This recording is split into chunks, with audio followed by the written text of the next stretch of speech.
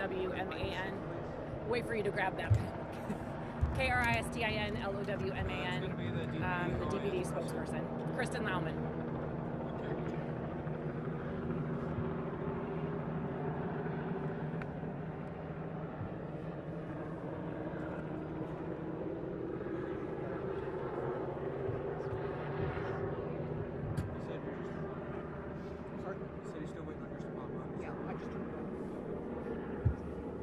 You're good? What's that?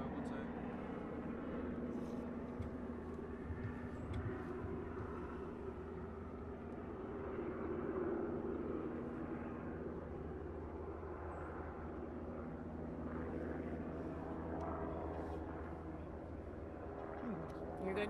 All right. So it was about 3 p.m. Our fugitive unit was executing an arrest warrant for a capital murder suspect. They located the car. The car pulled in here to the apartment complex. The preliminary investigation is showing that our officers gave commands for the driver and for the passenger, who was the suspect, to exit the vehicle. The driver did exit the vehicle, was taken into custody. The suspect did not exit the vehicle, did not listen to commands, and fired shots at our officers. Our officers returned fire, hitting the suspect. One officer was also shot.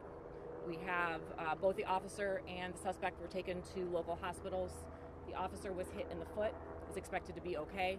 The suspect is currently listed in critical condition. So DA's office was notified. They are on scene right now, along with the Office of Community Police Oversight. Our Special Investigations Unit is going to be investigating the officer-involved shooting, and that is ongoing. Was it the passenger that was the capital murder suspect or the driver? The passenger was the suspect. The driver in custody? The driver was taken into custody, yes. Was there a chase to this apartment? No. What's the name of that capital murder suspect? That's not being released at this time. Where did the murder stem from? That's part of the ongoing investigation for them. It was not a Dallas PD. How much time are we talking about in terms of the commands to get out, the driver getting out and surrendering, and then the suspect? It's all part of the ongoing investigation. We can tell you that the commands were given for them to exit the vehicle. The driver exited the vehicle. The suspect did not. Repeated commands were made for them to exit. He did not open fire at our officers. Our officers returned fire. How many officers were executing the warrant? Multiple. It's a fugitive unit, so there are multiple officers on scene. Do you know about how many? That's part of the ongoing investigation, but I can tell you there are multiple officers at that scene right now from the fugitive unit. How many officers? Yes. Okay, thanks. These aren't guys that go arrest people for outstanding parking tickets. These arrest really hardcore criminals like this. So it's very This was a high-risk apprehension, which is what our fugitive unit does. That's for a violent offender. This was a capital murder suspect. So yes.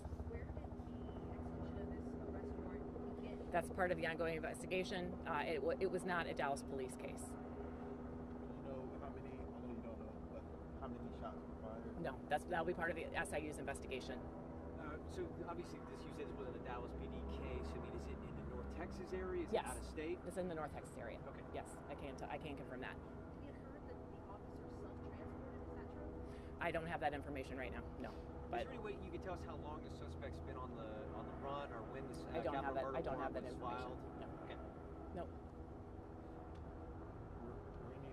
Were any children outside around school time? There, as far as I know, I'm sure that this is it's an apartment complex, so there were people that were around at the time. That's what our SIU is going to be here talking with people that may have witnessed everything that's part of the ongoing investigation.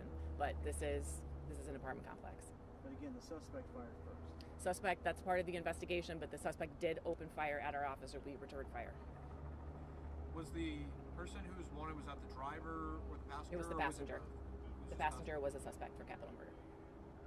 Anything else? One neighbor said she hasn't been able to leave the apartment complex to go pick up her kids from school. Is there any idea of when people will be able to make their way? I don't have that. It's an active crime scene right now. Can you just kind of characterize this day in the life of somebody that does this for a living? You know, our fugitive unit, it's high risk apprehension that they do every day. Our men and women, whether it's a member of the fugitive unit or a member of patrol that's here, a member of our traffic unit that's here directing traffic, they put their lives on the line every day that they put on the uniform, or someone who puts on a suit that's a homicide detective. It's a risk that they take, and they do it for the people of the city. Okay? Is there any, can you guys explain, and maybe this, you've already mentioned this once, but just to kind of go over it again, can you kind of mention us the timeline of how I can't give you the exact timeline. I can tell you that it was about 3 p.m. that this occurred. But did they wake up the gang unit wake, or excuse me, the fugitive unit wake up today and say, all right, we know who this person is, we're going They after this located the person? vehicle. No. Okay. So this wasn't like This, operation. they located the vehicle that was wanted. The suspect that was wanted and was located in that car. Okay. Okay? Good? Can we anticipate any more updates? If there's anything, it's going to be on the blog. If we can look at anything, and if there's anything that I can give you in terms of what the warrant was for, I'll come back out, or Mike will come back out and tell you guys. Okay? Yep. Officer is expected to be okay.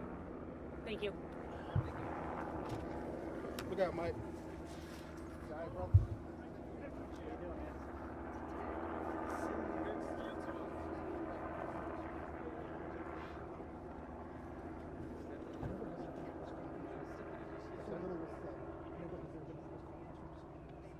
Hey, you can stop live view 1. I'm not sure about live view 2. Yeah, you can stop. Oh, you can stop both. You can stop both live view 1